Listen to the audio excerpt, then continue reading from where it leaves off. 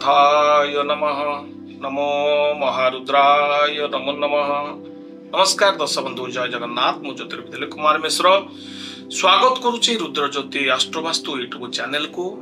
दर्शक बंधु, राशिफल कार्यक्रम उत्कंठा थी उत्साह थी जानिबा पाई आपणकर 1 अक्टोबर 2025 ठारू 31 अक्टोबर 2025 आम एक मास पर्यंत आपणकर भाग्यशाली राशि राशि चक्र द्वितीय राशि चक्र होउछंती वृष राशि। जो राशि व्यक्ति मानकर नाम राशि रे वृष राशि होउछिबो कृतिका रोहिणी मृगशिरा नक्षत्र वृष राशि।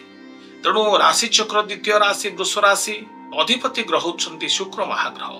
वृष राशि रे बृहस्पतिंकर शुभ दृष्टि द्वितीय स्थान रे रहिछंती एवं शनिंकर मध्य आपणଙ୍କ ପାଇଁ शुभ दृष्टि रहिछंती।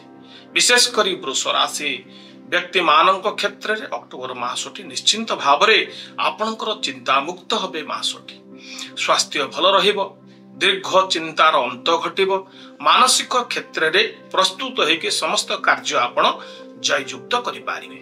परिवार भितरे असंतोषर वातावरण जो सृष्टि होतला ता निश्चिंत भाव में उपशम हबो, समाधान हबो। विशेष करी कोनोसी जदि आपण कार्य करिबा को आगे चंती समूह भाव रे से कार्यटी संपन्न करि पारिबे।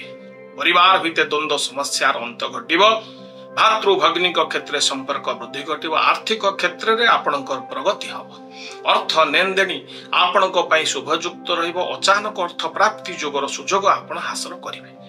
पर्यायक्रमे आपणकर अर्थ प्राप्ति एवं संचय क्षेत्र मध्य शुभ हबो। विशेष करी जदि आपण ऋणग्रस्त अछंती उधार आनिछंती परिशोध करि पारिबे। प्रकृत भाव रे देखिया को गले अर्थ नेकरी जो समस्या पूर्व थेला यथेष्ट आपणक पई शुभयुक्त रहिबो। विद्यार्थी माने कृतकार्य हेबे, अध्ययन क्षेत्र सेमानकर मार्गदर्शिता एवं सेमानकर चिंता दूर होई जिवो, मार्गदर्शिता मध्य सफलता प्राप्ति हबो। बंधु क्षेत्र रे सम्मान जोग, बंधु लाभ, बंधु द्वार रे विभिन्न प्रकार चिंता करिथिबा कार्य रे आपण अग्रगति करिवे। विशेष करी आपणकर प्रेम संपर्क उभयंकर मध्य रे भल बुझावणा रहिबो एवं संपर्क मध्य भल रहिबो। कोनोसी उभयंक भितरे किछि भल आलोचनाटी आगो को वृद्धि घटिबो, परिस्थिति आपणकर आयत्त को आसीबो। कोनोसी गंडगोलिया स्थिति जदि पूर्व थिला ताहा निश्चिंत उभयंक भितरे निवारण हबो।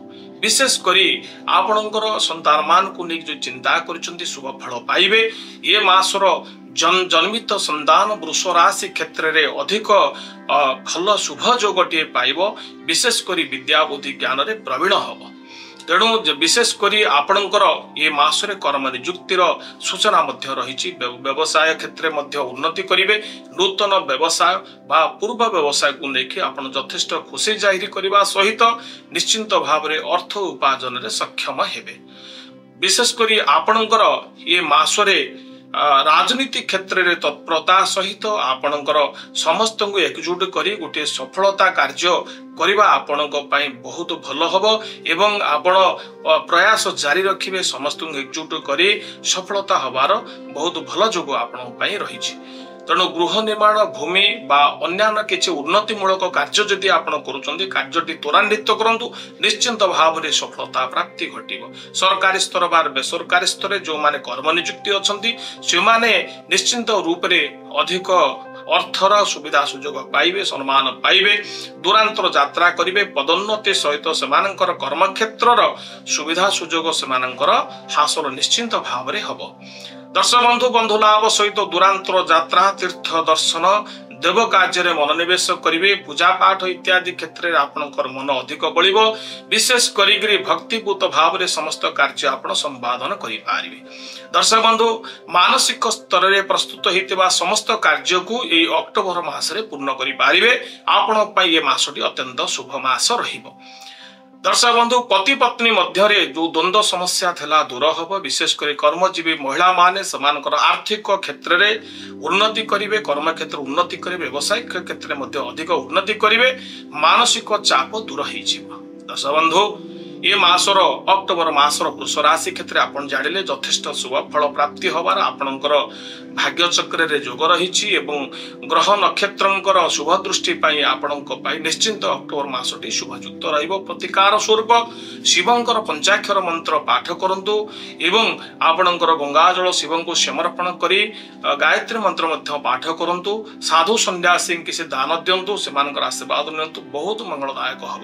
दर्शक बंधु ये वृष राशि आलोचना विषय वस्तु ये रखा पुणी आगामी अध्याय। जय जगन्नाथ।